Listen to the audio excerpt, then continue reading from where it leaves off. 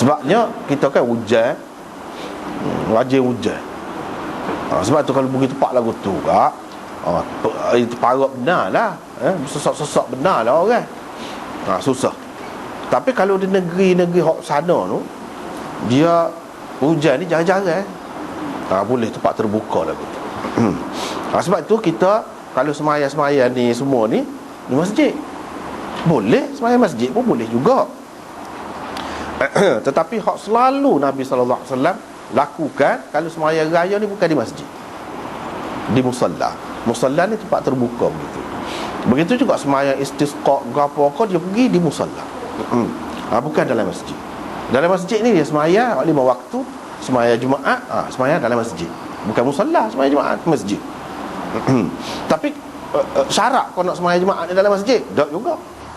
Kalau semaya di musalla atau semaya di surau, dengan sebab itulah tempat kita ni kan setengah-setengah tempatnya dia semaya Jumaat, tapi tempat semaya Jumaat tu bukan masjid, boleh, tak apa. Dia tidak syarat kena dalam masjid. Itu musalla. Kehadiran wanita berhaid ke musalla untuk menyaksikan sembahyang, untuk menyaksikan, bukan untuk bersembahyang dia sendiri tu, untuk pergi tengok lah, pergi tengok orang sembahyang, tengok orang sembahyang 2 hari raya dan turut berdoa. Berdoa tu boleh. Boleh sekali orang angkat tangan, kita angkat tangan kata boleh. Lepas tu ada kelebihan, keistimewaan, kesukaan yang lain, ataupun kesempatan yang lain, boleh bertemu dengan orang tu, orang ni, boleh bersalaman ke apa, kita kata tu boleh buat lah. Bagaimanapun mereka hendaklah berada di luar kawasan tempat sembahyang, yakni di luar kawasan musalla. Kawasan tempat orang sembahyang jangan duduk situ. Kena duduk di luar daripada tu. Bukan mereka tak boleh masuk ke musalla. Bukan musalla tu hukumnya seperti masjid. Dah, musalla tidak masjid. Apa-apa ya tak boleh masuk tu. Adakah kerana orang perempuan ni dia mari kotor tak boleh masuk, jadi kita kata musalla ni sebuah masjid, dia tak boleh masuk? Sebab tu Nabi tak boleh masuk dalam musalla. Bukan kerana tu, tapi kerana akan menyusah, mengganggu orang-orang yang nak sembahyang. Orang yang nak sembahyang tu jadi sibuk lah. Orang ni tak sembahyang, pahala ke mana? Nak buat sah pun susah. Main ramai, kalau 10 orang boleh lah tu. Kalau beribu, lagu mana? 10,000 mesti jadi bercelara. Hak ni dia duduk di luar kawasan tu. Bukan kerana musalla tu tak boleh orang mari kota pergi, hukum dia seperti masjid. Dah. Lepas tu kalau kita kata masjid pun, setengah-setengah ulama kata perempuan mari kota dia tak boleh pergi masjid, tak boleh masuk dalam masjid. Bukan semua ulama. Imam Bukhari kata tak apa, mengikut mazhab Zahiri tak apa perempuan mari kota pergi duduk dalam masjid pun. Apatah lagi kalau musalla, kalau boleh. Masjid pun ada khilaf lagi. Tak apalah, tu kita akan jumpa dalam bab masjid akan datang, insya-Allah.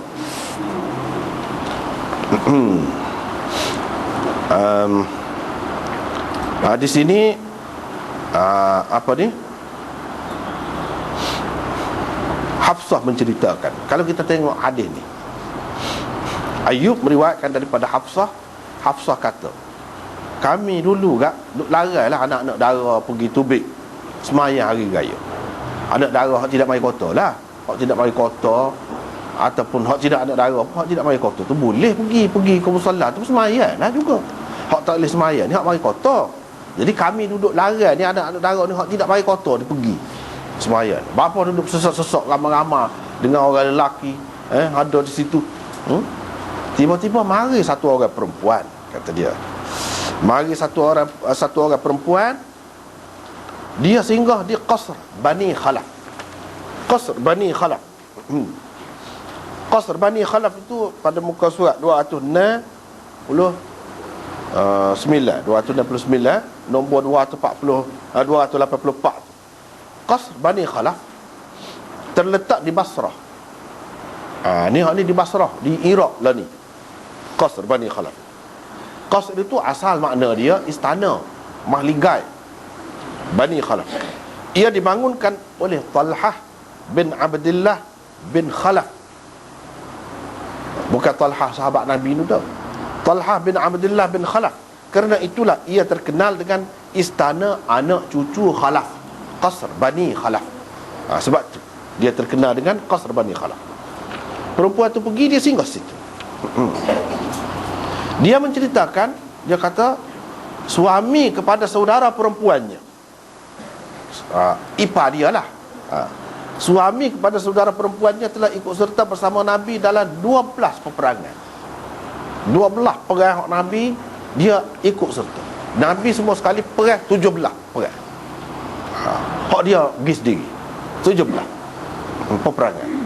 Ni orang ni kata dia, suami kepada saudara perempuannya 12 peperangan bersama Nabi.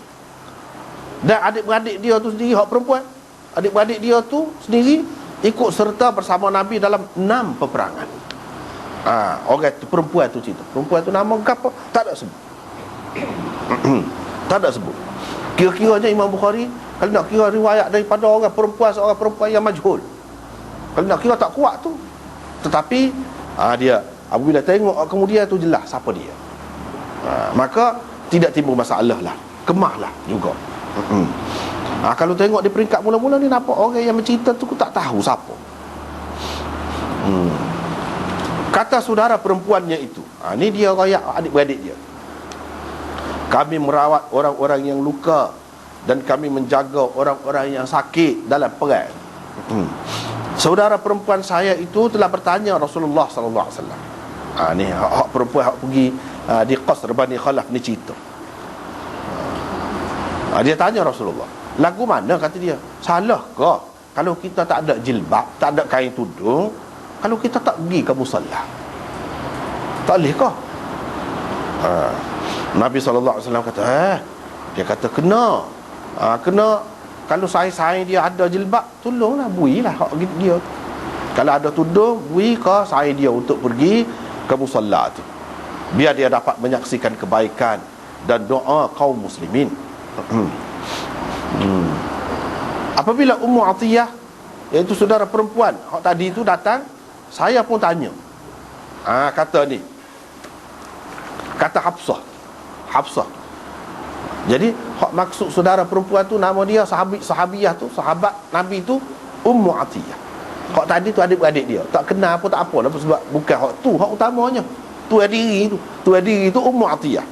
Bila Ummu Atiyah mari, saudara perempuan yang disebutkan tadi, saya pun bertanya kepadanya. Saya tanya dia, adakah kau pernah mendengar Rasulullah SAW berkata demikian? Tadi kan adik-beradik dia royak. Dia kata adik-beradik dia tanya Nabi gini. Orang ni tanya pula bila jumpa dengan tuan diri, ya kan Nabi ada kata gitu? Dia jawab, aku sanggup menebusnya dengan ayahku, bi abi. Naam. Ya.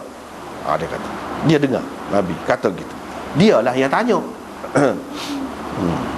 Tapi dia sebelum sebut Nabi tu, ni selepas Nabi tak ada dah lah. Selepas Nabi tak ada dah cerita ni, saya sangat kepada Nabi SAW tu, dia sebut sama. Sebelum sebut Nabi, bi abi.